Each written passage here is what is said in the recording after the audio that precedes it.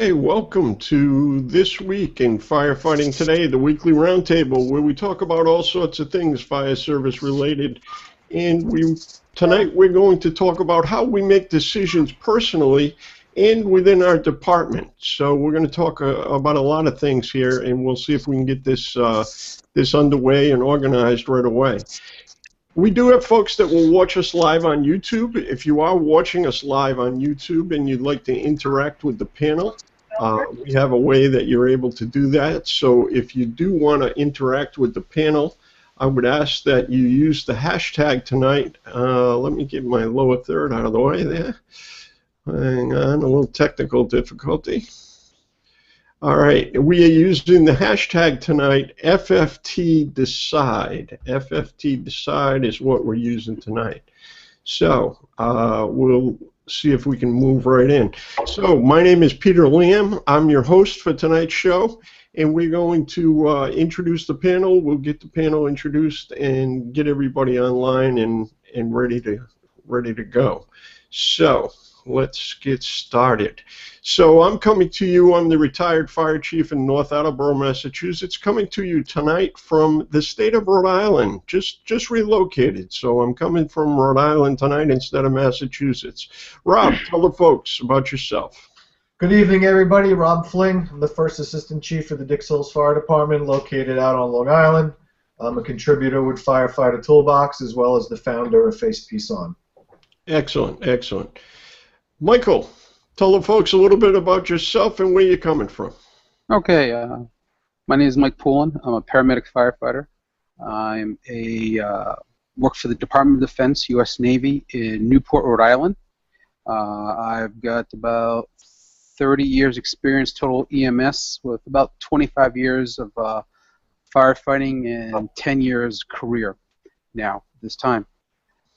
Being the new guy, I'm anxious to see what I have to provide, but I'm anxious to see what goes on and how well and what I can provide and what I can contribute to the roundtable. Excellent, excellent. Nice to have you, Michael. I'm glad you joined us. Matthew, a little bit about yourself and what department you come from. Hello, everybody. I'm Matthew Cole. I'm with Central Bell County Fire Rescue in Central Texas. I've only had a year of volunteer service, so I'm brand new into this, but gearing up to go to paramedic school, and I'm here to learn. Great, great, good stuff. Kevin, say hello. Hi, Pete. I'm Kevin Burns. I'm a deputy fire chief with the Framingham Fire Department up here in Massachusetts, just outside of Boston. Thanks, Kevin. Always a pleasure. Joe, having a little technical trouble, but Joe, introduce yourself. Joe Starnes, if you can hear me. I'm with joestarnes.com or Project Kill the Flashover and run with Oak Grove Volunteer Fire Department. Been around a long time. Thank you, Chief. Thank you, Joe. And new to the roundtable again tonight. Glad to have you, Frank. Glad for you to join us. Quick introduction, yourself and what department? Frank Blackley, Wilmington, North Carolina Fire Department. I'm the Assistant Chief of Administrative Services, which is pretty much everything but ops. Okay. And Adam? Adam Ganley, coming from Kellogg, Iowa, volunteered for the Kellogg Township Fire Department and part of our junior fire program. Excellent, excellent. And I don't know, I got this green Maltese guy. I don't know, I got to get this guy to introduce himself. Who's this green Maltese guy? Go ahead. Well, good evening. My name is John Schaefer. I am a career captain at the City of Greencastle Fire Department. I also run a Green Maltese website about green and modern building construction, and I'm the co-founder of the Fire Training Toolbox. Fire Training Toolbox. Yeah, we got a lot of folks. We do some shameless promotions at the end of the broadcast, so you can plug where people can find you and what can happen and so forth. So we'll be happy to do that at the tail end. So the topic tonight is, how do you decide? How do you decide? How do you decide personally? How do you make decisions? There's some chief officers here, whatever. How do you make decisions for your department? And so you're probably saying, where am I going with this? let's talk about some things that have occurred in the fire service. Now, I have to preface this, and I have to be right up front about this. I am in favor of the things I'm about to tell you. All right, there's two things that come to mind, but I'm going to use them as a point of example. I remember a number of years ago when we first decided that we were going to do ladder bailouts, right? Somebody decided that we were going to do ladder bailouts. And it was interesting. It was the same year I was at FDIC that year. And I had just gone to a program on ladder bailouts, and I really didn't know much about it at that point. So what I said was, I went downstairs on the exhibit floor, and I talked to the folks at Duo Safety Ladders. I talked to all of them, but I talked to Duo Safety Ladders. And I said to them, I said, hey, what's the deal on, what's the optimum placement for your ladder? And he said, well, 75 degrees. And I said, well, does it change, you know, like when you move an aerial ladder at a different position, you know, it changes weight characteristics, changes loading, it changes the things you do. He said, yeah, no, I understand that. I said, well, there's a guy upstairs telling me to put the ladder at a 45-degree angle and come out with one or two guys, you know, head first coming down the ladder. And he was horrified. The representative from the ladder company was horrified about this. So I guess my point, and now don't get me wrong, I mean, we've saved lots of folks by doing the ladder bailout. I'm not anti the concept. I'm just saying, what makes us gather into a trend? How do you get your decision to gather information? How do you gather information, and what makes you start a new tactic or a new procedure? Anybody want to tackle that? Anybody want to jump in on that? You see where I'm going, and we'll talk about a couple of these. What makes us start to believe that it's okay to do something or modify a piece of equipment? Anybody? I would say past experience or a bad experience or even a good experience can change what we're going to do, whether it's our home life, our personal life, or with even here on the job. Okay, but that's a good point, Michael, and I like that. I think it's absolutely right on point, is that, you know, our experiences we are the sum total of our experiences, obviously, there's no question. But when something has not been tried before, what causes these trends in the fire service? How do we all begin to pick up on this? And again, I'm using that as a matter of illustration. I'm certainly not anti-bailout because, as I said, it has saved lives. How do we come to this conclusion in the fire service? Rob, what do you think?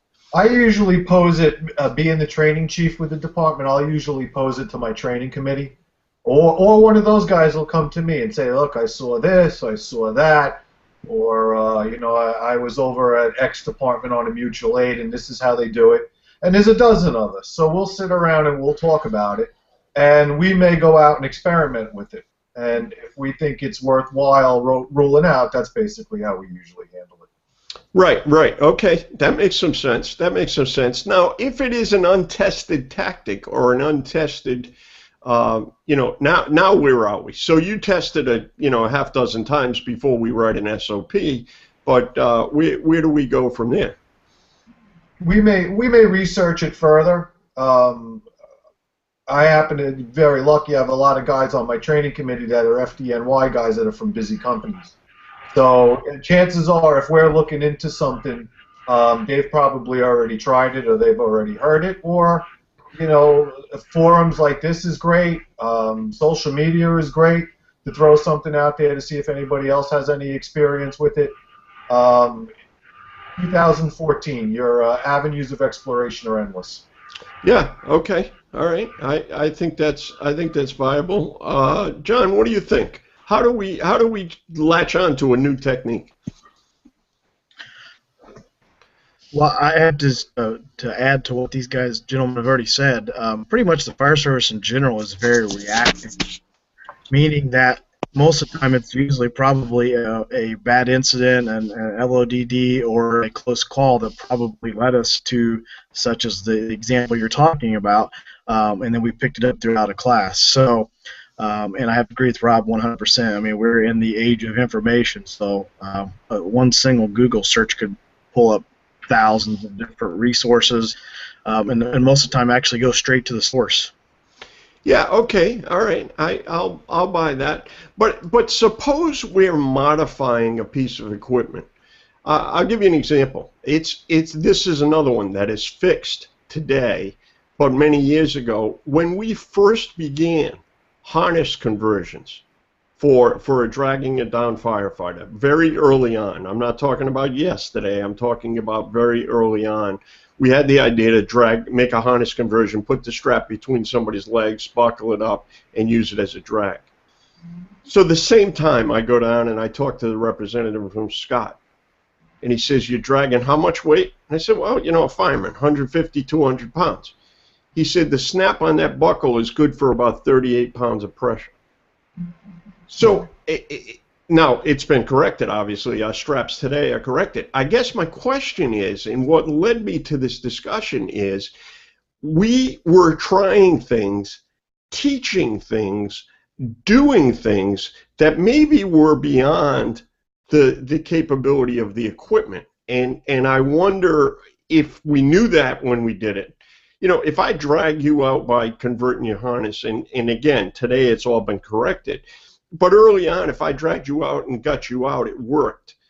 Does it work if you're 30 pounds heavier? Does it work if you're using an MSA instead of a Scott? I wonder sometimes if we have tried some things that were beyond the capability of the equipment. And not only did we then try them, as John and Rob and Michael said, you know, it's the age of information. We pass it on. So I don't think everything in the world has to be NFPA tested or UL tested. But I wonder what should we do? There's a bunch of trainers on this panel, myself included. How do we train responsibly with a technique? If John does it over in Greencastle for a half dozen times, does that make it the holy gospel? I don't know. I'm posing the question. I have no preconceived notion here. Frank, what do you think about? Are we in some cases testing equipment beyond its limitations? We're modifying what we do with stuff. What are your thoughts, Frank? I think we got to be careful with it. I guess one of the things I was thinking about listening to everybody else talk a little bit is that, you know, we've instituted a fairly robust health, wellness, and safety program where we've got a BC over health and wellness and safety and shift safety officers. So I think getting them involved in that whole process is extremely important, and not forgetting, I guess, what we're doing and how we're getting to what we're trying to change, if that's what we're trying to do, but just really kind of looking at it really from a safety perspective, because, you know, that's what we're always talking about. And obviously, you know, if you're doing something new and using a new technique or modifying equipment, I mean, I think there's got to be obviously some serious thought into that whole concept. All right, fair enough. Let me ask you this: does the origin, for example, let's just do a quick survey running down the panel here.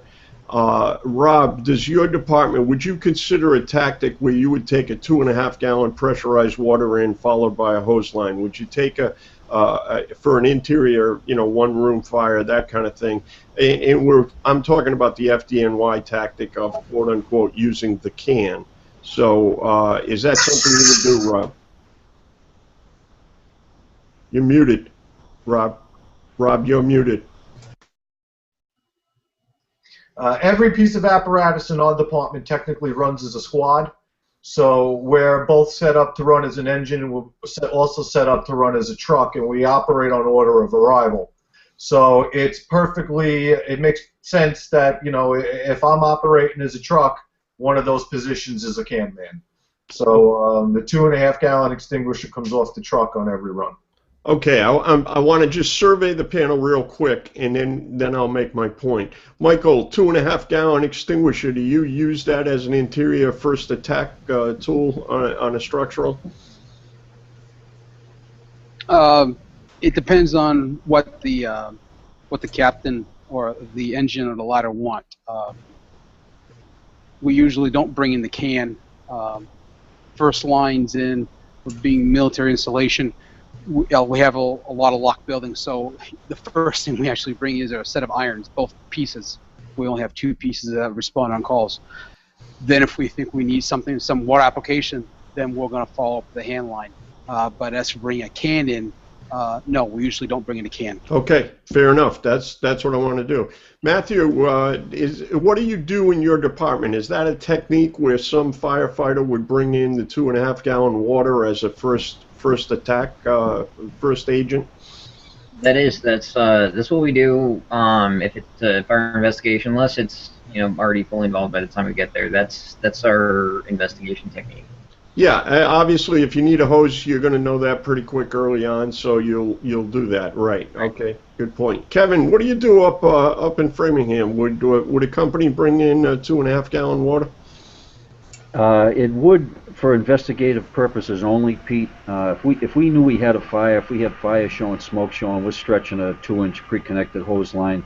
But we would bring a can in for investigations. We also would bring a can in for high rises, where we bring the high-rise pack in, but won't deploy it unless it's necessary. But we will bring the can right to the door of the apartment. Excellent, excellent. John, what are you doing over there? Pretty much the same, investigative. Obviously, if there's any kind of smoke or of nature, we'll stretch in, but all smells and smells and things like that, it always goes with the crew. Okay. And Frank? Pretty much the same thing as everybody else, investigation only.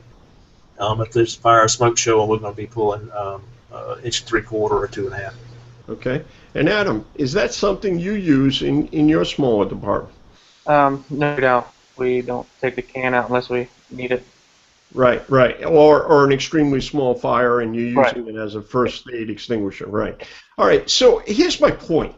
My question is, when we see this tactic, and I would say, this tactic's used in a lot of major cities, but certainly FDNY without question, are they able to use that can to open a door, throw the 2.5 gallons in there, shut the door, get some control on the fire? They've been doing that for years.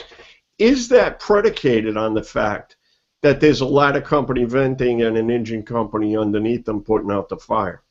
Is the use of that can, in other words, each of us have said, and we did that as well, we would bring in a 2.5 gallon investigative, so I don't want to leave myself out of the discussion. Is that predicated on the amount of manpower you have, and did we adopt a tactic that was used in a larger city because there were some other things, 25, 30 personnel on a first alarm, and some other simultaneous activities were going on? Have we adopted a tactic that may not be suited to our own department? I don't know.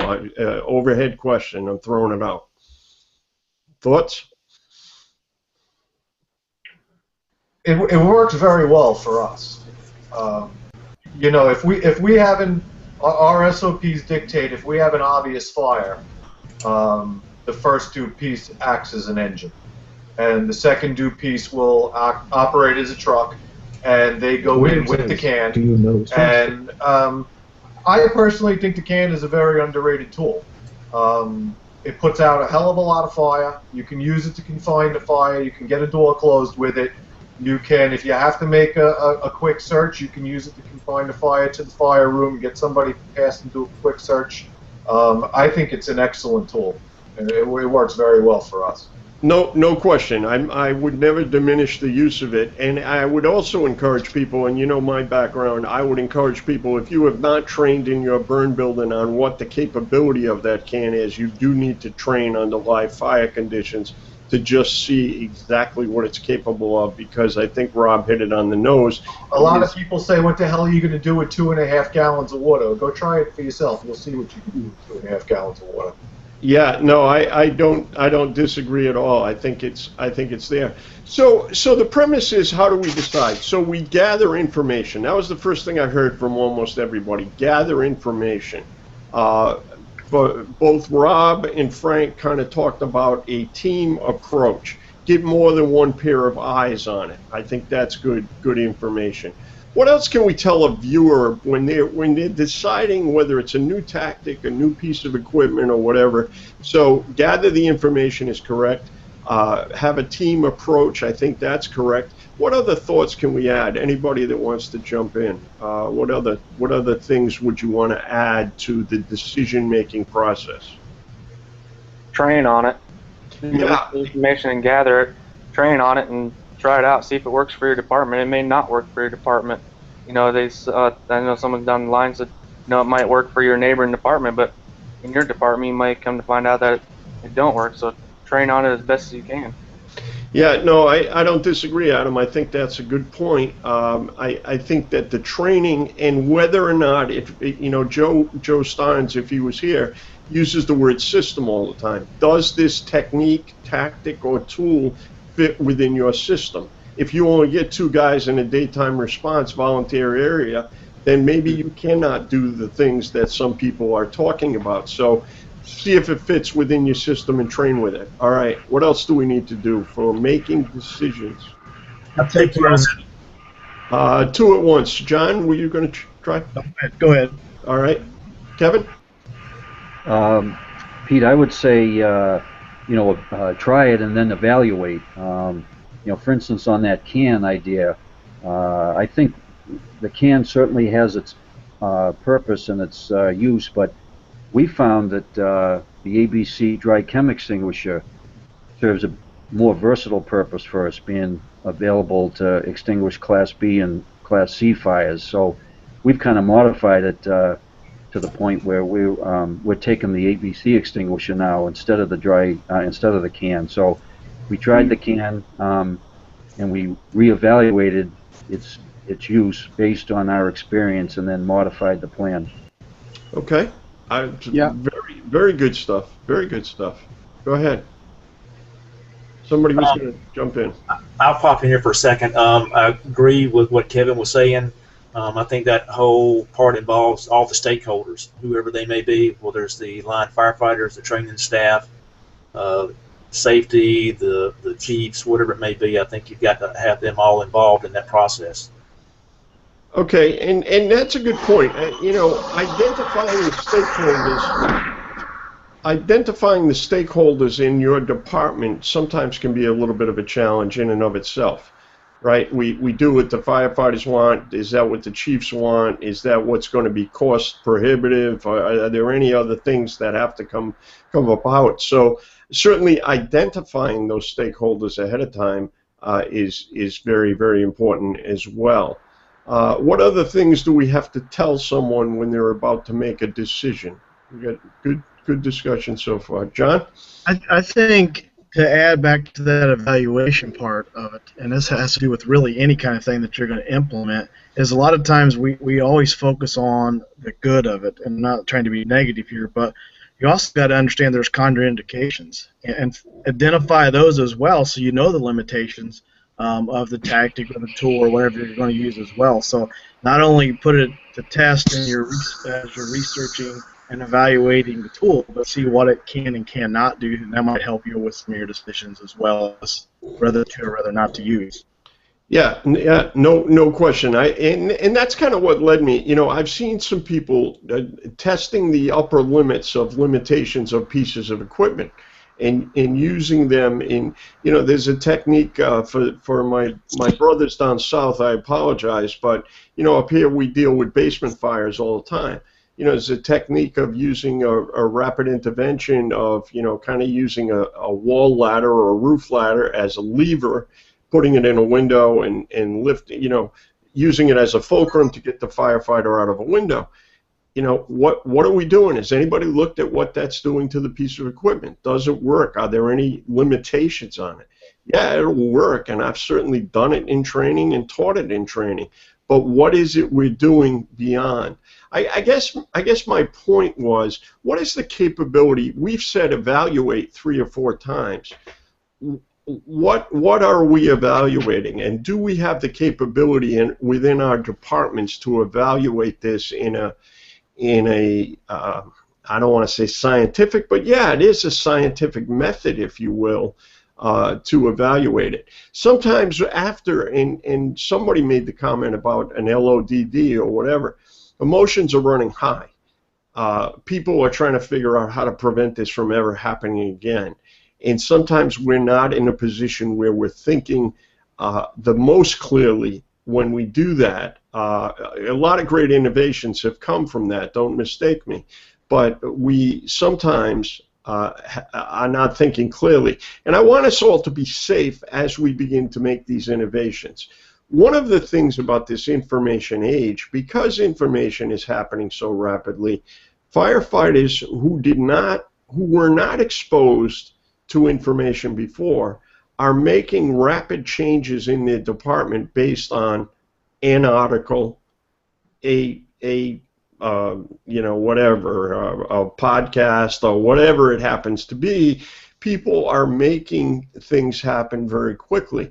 Let's ask a couple of the departments here. Adam, I always look to you as my typical volunteer fire department. You know, you're here every week. You're gathering information.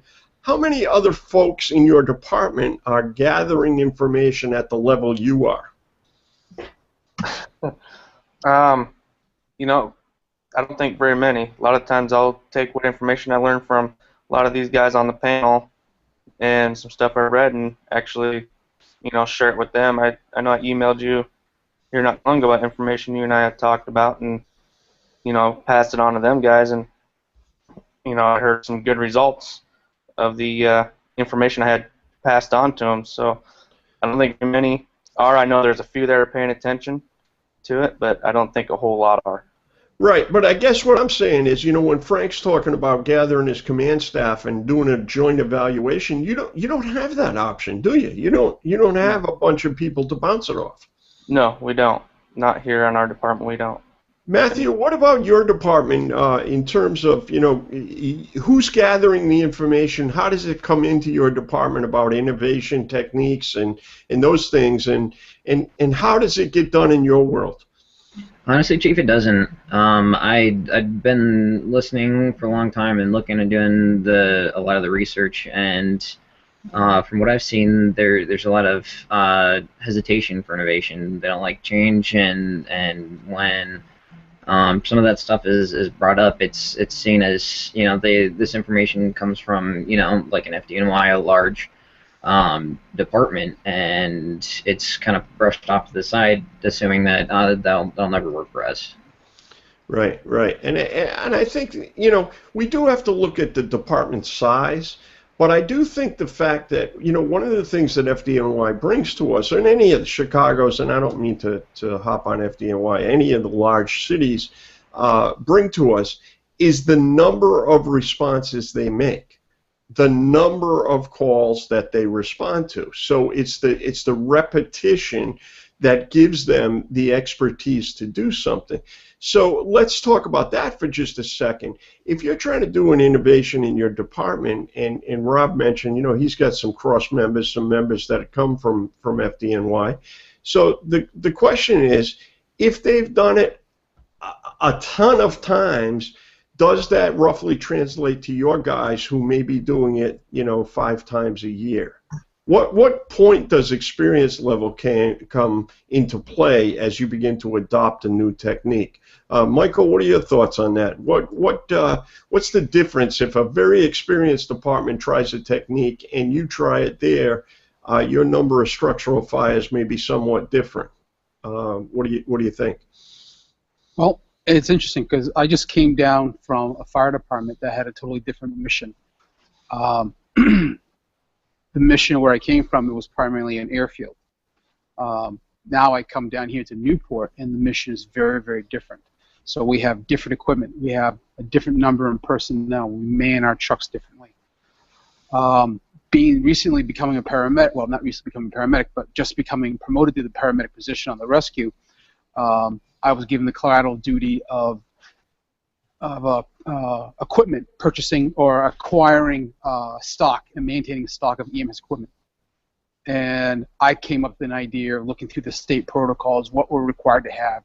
I've noticed that we can have 3 different types of airways, and what we would call supraglottic airways, advanced airways. And I approached my fellow paramedics, my fellow advanced providers, and I said, what do you guys think of this equipment? I got a varying response. One guy said, yeah, I like product A. One guy said, I like product B. A third guy said, well, I want product C. And of course, the fourth guy's like, I don't care what you put on the truck as long as it works.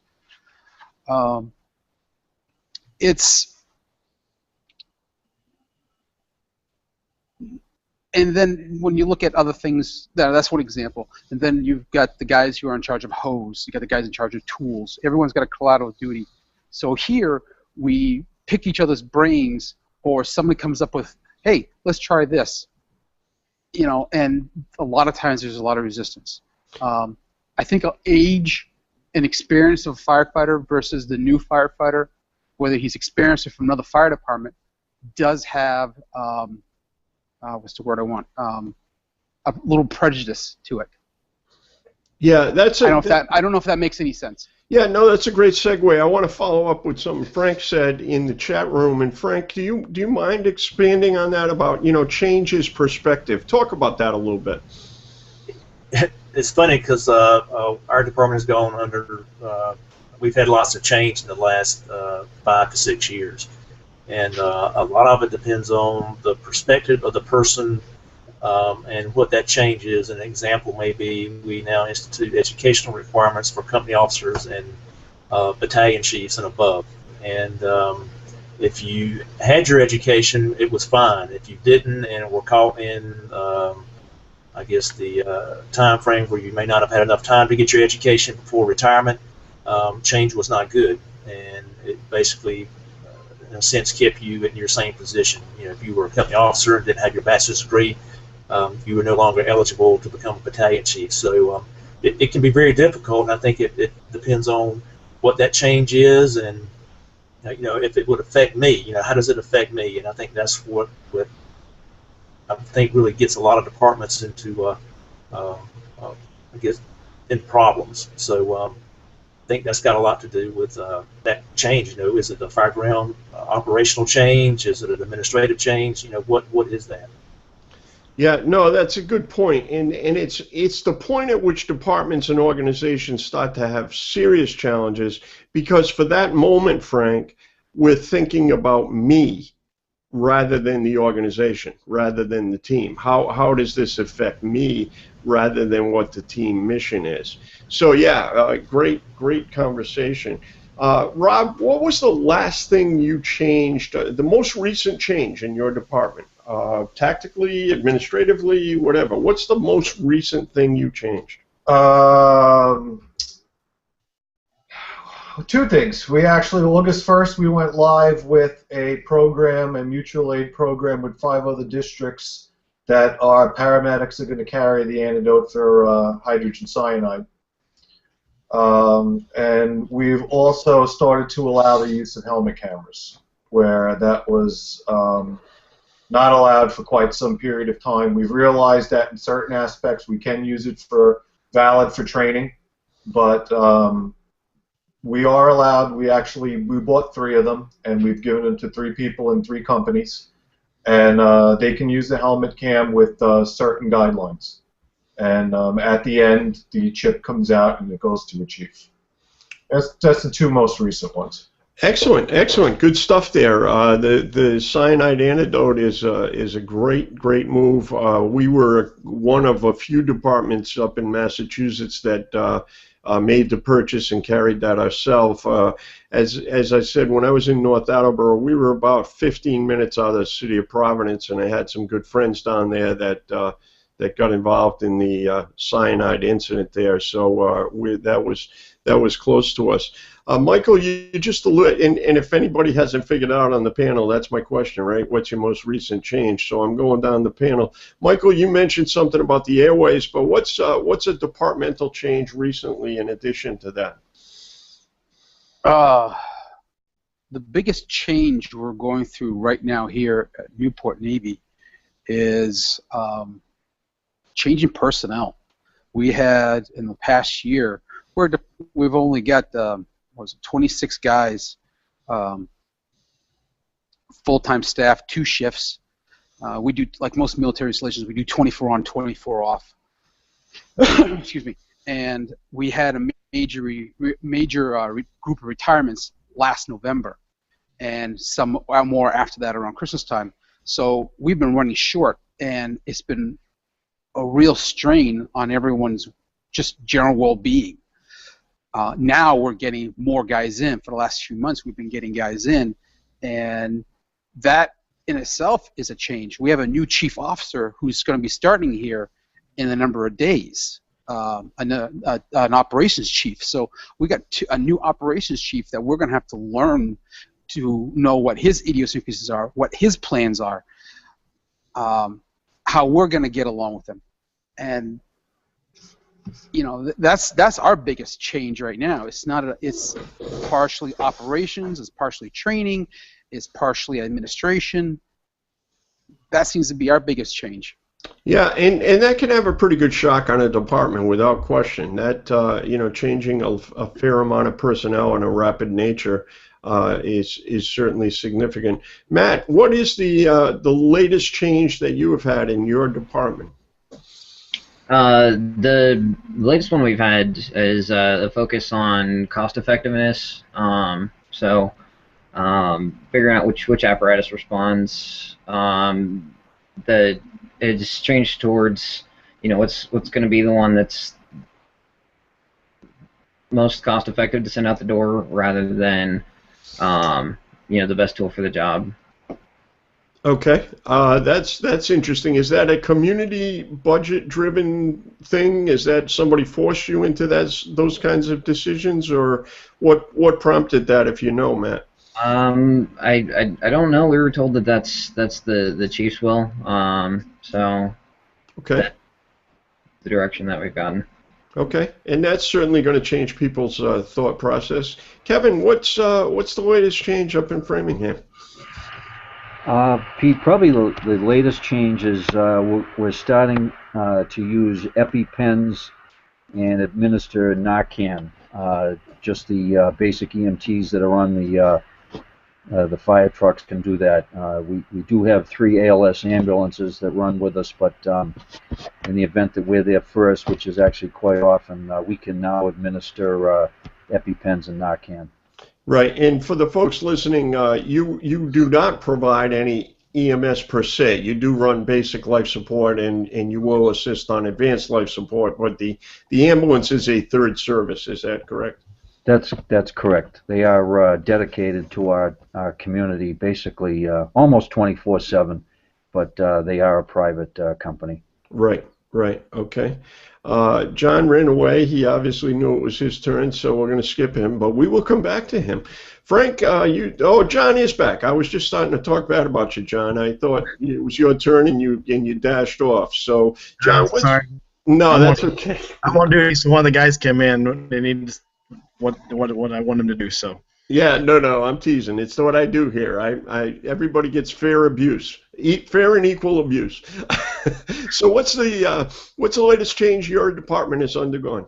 Well, obviously we've had some retirements and a lot of new personnel, but I would say as far as a policy department-wide change, we've implemented. Very happy to have kind of led some of that on the cancer reduction policy type of deal. So.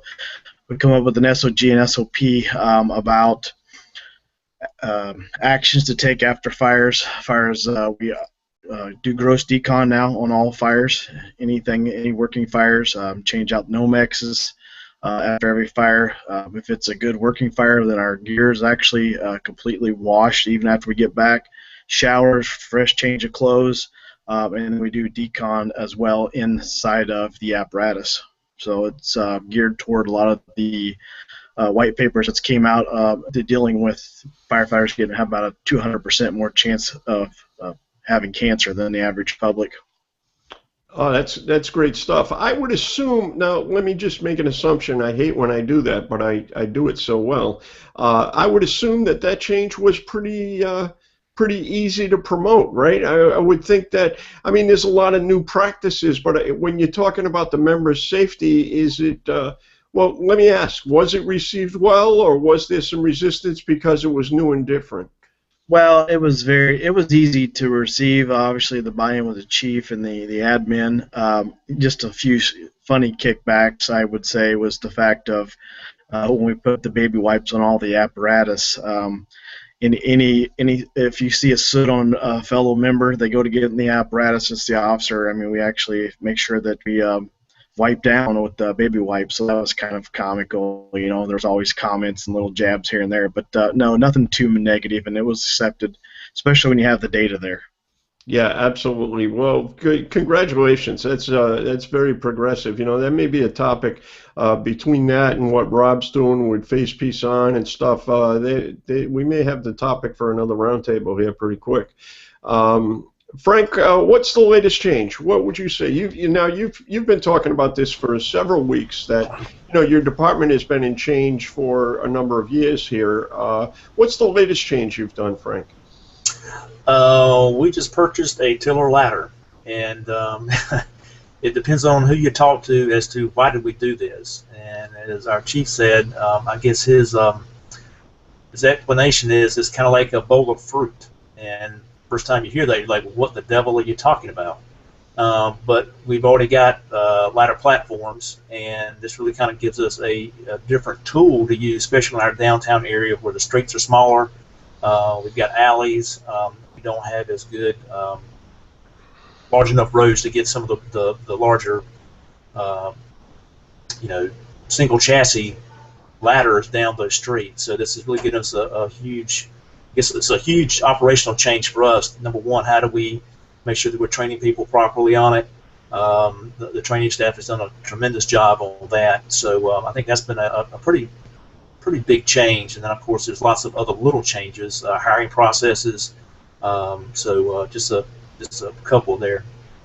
Let's talk about that for a second, Frank. So who did you reach out to? Obviously the manufacturer provides you training. Did you bring in somebody who operates tillers? Did you have someone from another department? So how did you handle that? We actually brought in Steve Carruthers and his group from Seattle Fire Department.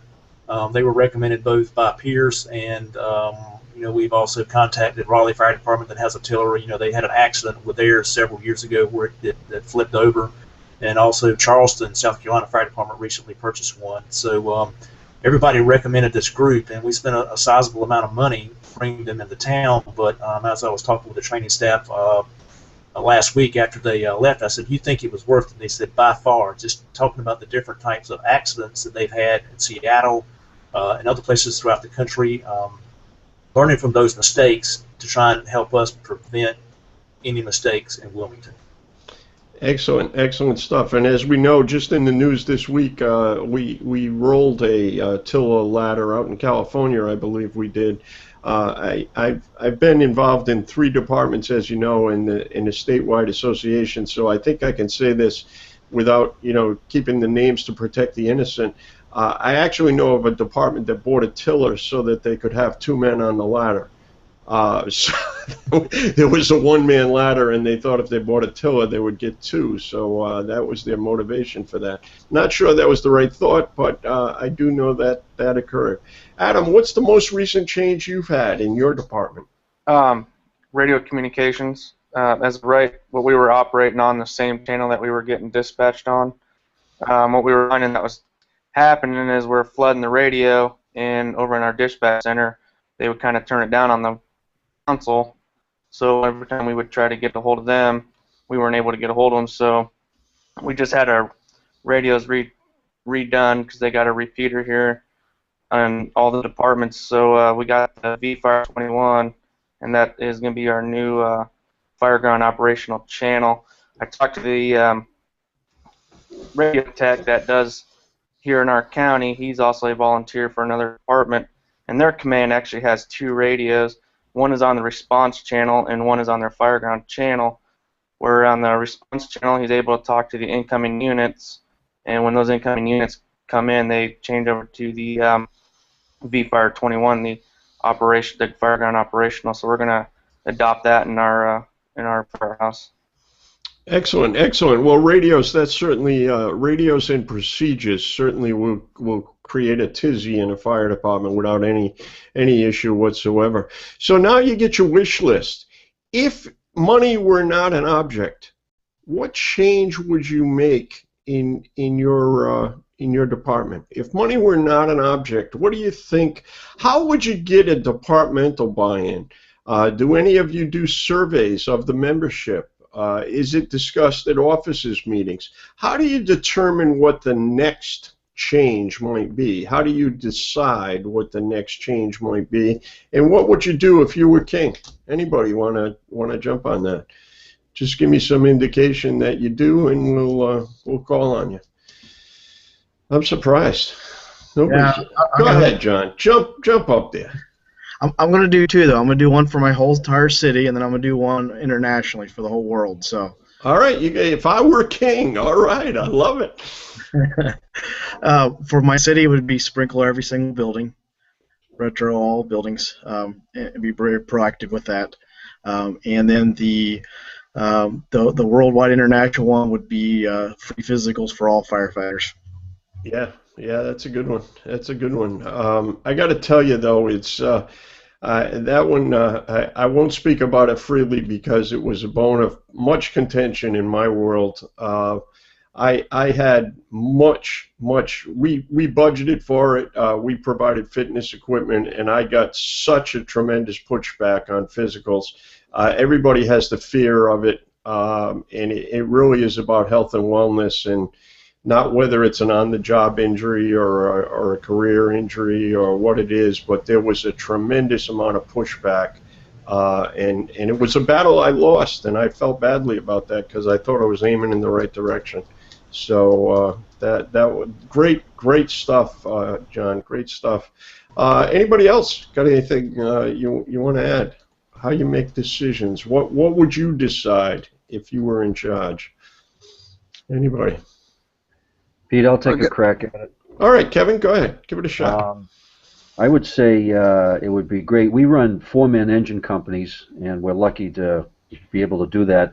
But I'd love to add an extra guy on my heavy rescue and my 2 ladders, so I'd have 4 men on them. We currently run with 3. So that would be one thing. And also to have a separate recordable fireground channel, that would be great. We have a talk around channel that we can use, but it's not recorded, so we can run the fire on something other than what we dispatch, but it's not recorded, and that would be a great thing to have. And maybe just one last thing, to have an operations chief. We have an we have the chief of the department and a administrative chief, but we do not have an operations chief, and I think that hurts us in terms of consistency amongst the 4 groups.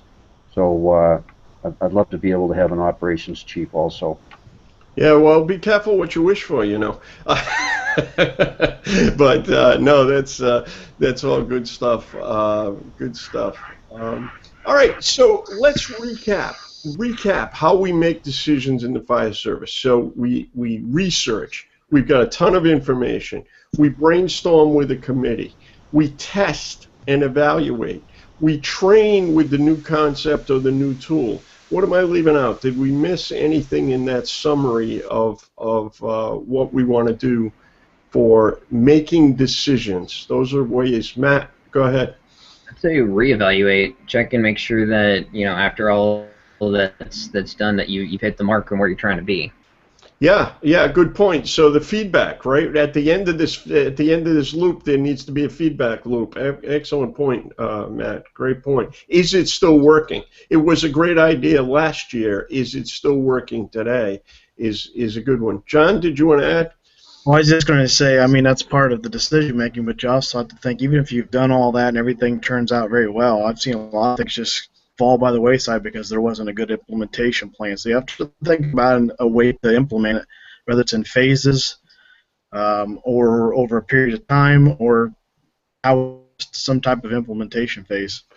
Yeah, and that's the point. You know, we mentioned early on that some of these things come out of tragedy, and we force them. You know, what should take a year gets implemented in 2 to 3 months because of the urgency. And sometimes we need to think about that. So it is a measured process, and think it through. And sometimes the enthusiasm wanes. When we develop techniques and we do this a lot in the fire service. I think we do it a lot. We are the best innovators I think there are, without question. I am so proud to say I'm a firefighter because we innovate so well. But I think that what happens is we innovate for these high-risk, low-frequency events, and then we don't have those events for 6 months, 8 months, 10 months. And as they said, the term "fall by the wayside." I think that's important because it can fail. Our greatest idea can fail. Anybody want to make any comments just before we wrap up? Anybody? How about communicating with one another, Pete? You know, sure, we're just a volunteer department, don't have crews, but if you got a career department that has crews and other volunteer departments that do run crews, but communicating between the two crews when you do these new tactics, you know, it might work good for this crew and this crew, but just coming together and you know, talking about the findings of each crew, the way they're doing it, you know, communicating with one another. Yeah, it's no question, and that's the other, you know, the other C word that Kevin used, which I think is critical, is consistency. And it's tough to get consistency, whether you're a career department, volunteer, 3 groups, 4 groups, it really doesn't matter. Everybody's got their own little twist. So it is difficult to get consistency in some cases. All right, go ahead. Michael. Yeah, 2 things come to my mind that we haven't touched on. One, you know, whatever it is, whether it's putting the water can on, getting the tools, getting the sprinklers in the buildings, getting the annual physicals done for firefighters, there needs to be a very clear and precise plan of how these are going to be done. These things need to be in writing, for one thing. And the other thing that also comes into major play is probably the one thing that, especially all you gentlemen who work for municipalities, I work for an admiral, is money. That's the first thing our town councils, our administrators beyond our departments, that's the first thing they're going to ask us, how much? Yeah. And that's always the biggest, you know, that's always the biggest problem with finding how we're going to do that. Yeah, there's no question. I don't disagree, Michael, but I will tell you that a lot of the innovations that we've talked about here tonight really came from the grassroots. You know, some of this rapid intervention stuff and some of that stuff really we did at little or no cost for many situations. But you're right, money is a big deal. I served as chief of department, and you know, that was probably my second question: is what are we doing and how do we make it work? We got a comment from Christine. Christine was on the panel here, but we lost her. And do you ensure that everyone gets to give input on a new piece of equipment? Does everybody get to know about the new tactic? So yeah, I think we do. I think you've got to get some buy-in from everyone. I would not want to expect, Christine, I would not want to expect 100% buy-in because I don't think that'll happen. But yeah, I think everybody does need to give input. One of the challenges I had as chief was, you know, it's my job to listen to everyone's input, but I was unable to do everyone's input because many times I got conflicting opinions. So yes, everybody should have an opportunity to be able to do that. So quick wrap up as we go down the line. So Rob, where can people find you and what's going on? People can find me, contributor, with firefightertoolbox.com and at Face Peace On. The website for Face Peace On will be up in a few weeks. And you can always find me at Google Plus at Robert D. Fling or robertdfling.com. Excellent, excellent. And let me go down the panel. John, where can people find you? Here's your plug. Shameless plugs. Green Maltese website or Gmail. Or greenmaltese@gmail.com for email, or you can go to the website at firetrainingtoolbox.com. Excellent, excellent stuff. And listen, if you have not been to Green Maltese or seen some of the stuff John's doing, absolutely you need to take it in. John is doing some great stuff, so I highly recommend it. You can find me at petelamb.com, pretty simple. And I'm also the host of the Firefighter Training Podcast. So if you want to listen up to the podcast, you can feel free to do that. Find it on iTunes and everywhere else good podcasts are found. And again, this is Firefighting Today, the weekly roundtable. We will be back here next week at 8 p.m. Eastern Time, and you can find all of the archives, this show and all of the archives over at firefightingtoday.com. We'll see you all next week. Thank you. Have a good night, guys. Be safe.